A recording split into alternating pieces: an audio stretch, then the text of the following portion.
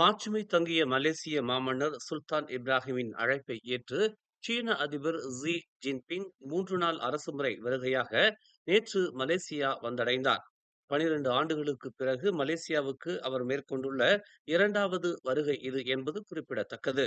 அதிபர் ஜின்பிங் முதன்முறையாக மலேசியாவுக்கு வருகை மேற்கொண்டது 2013ஆம் ஆண்டில். அதிபர் ஜின்பிங்கை ஏற்றியிருந்த ஏர் சைனா விமானம் சிப்பாங்கில் உள்ள கோலாலம்பூர் அனைத்துலக விமான நிலையத்தின் புங்காரயா காம்ப்ளக்ஸ் கட்டட தொகுதியை மாலை 6:30 மணிக்கு வந்தடைந்தது.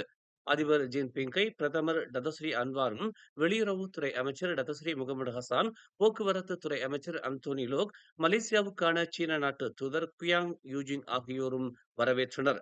விமான நிலையம் வந்தவுடன் முதலாவது அரச ரெஜிமெண்ட் படைப்பிரிவைச் சேர்ந்த 28 அதிகாரிகள், வீரர்கள் அடங்கிய மரியாதை அணிவகுப்பை சீன அதிபர் ஜின்பிங் பார்வையிட்டார். லெப்டினன்ட் முகமது நோஃபிஸ் நோர்ஷித் தலைமையில் அந்த அணிவகுப்பு நடைபெற்றது.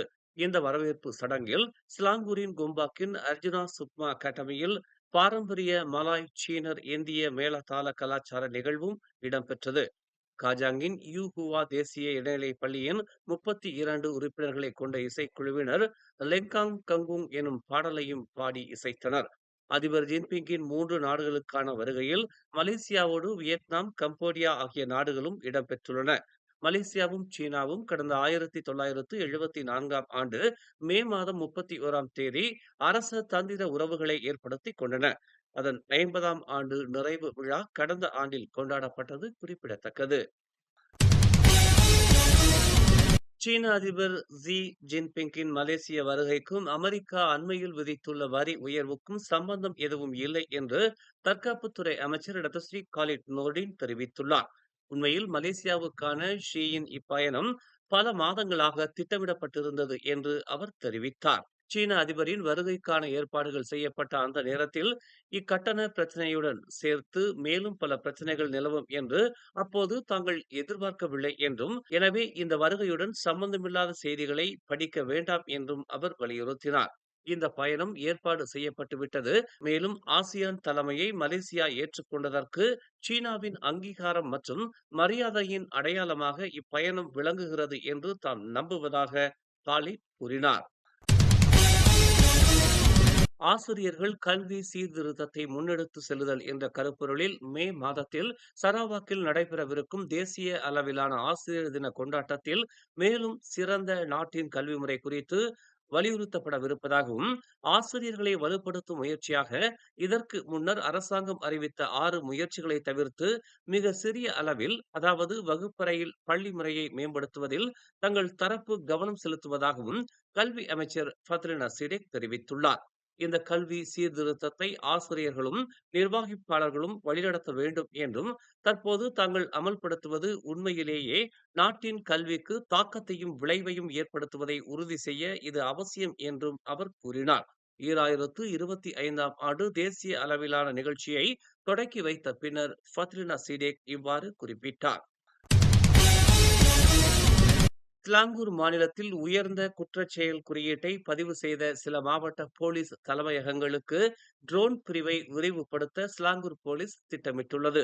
இதுவரை கிள்ளான் உத்தாரா, செர்டாங், சுங்கைபுலோ வட்டாரங்களில் குற்றச்செயல்களை முறியடிக்க இப்பிரிவு உதவியாக இருப்பது கண்டுபிடிக்கப்பட்டுள்ளதாக மாநில போலீஸ் தலைவர் டத்தோ ஹுசைன் ஒமார் கான் தெரிவித்தார். இருந்தபோதிலும் இது கிடைக்கக்கூடிய ஒதுக்கீட்டு நிதியை பொறுத்துதான் அமையும் என்றும் அவர் தெரிவித்தார். குற்ற தடுப்பு நடவடிக்கைகளில் தற்போதைக்கு கிள்ளான் செலாத்தான் மாவட்ட போலீஸ் தலைமையகத்தை தவிர பெட்டாலிஞ்சயா மாவட்ட போலீஸ் தலைமையகமும் ட்ரோனை பயன்படுத்தி வருகின்றன என்று அவர் கூறினார். கிள்ளான் செலாத்தானில் இதை பயன்படுத்தியதிலிருந்து ட்ரோன் கண்காணிப்பில் எந்த வழிப்பறி சம்பவமும் இல்லை என்பது கண்டுபிடிக்கப்பட்டதாக புதிய கிள்ளான் செலாத்தான் மாவட்ட போலீஸ் தலைவருக்கான பணி ஒப்படைப்பு நிகழ்வில் கலந்து கொண்ட பின்னர் செய்தியாளர்கள் மத்தியில் அவர் இதனை தெரிவித்தார்.